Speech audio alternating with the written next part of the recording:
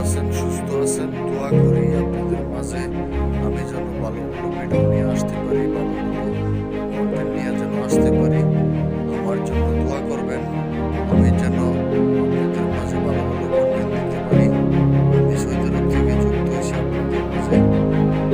আগামী জাতীয় সংসদ নির্বাচন 12 তারিখ ধানের শীষকে জয়যুক্ত করে ঘরে ফিরে আনবেন।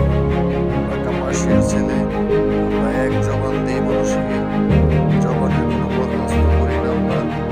ধানের শীষকে জয়যুক্ত করে ঘরে ফিরে আনবেন আমাদের রিয়াজ ভাইকে।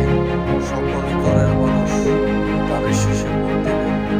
আর কিছু চাই না আপনাদের কাছে।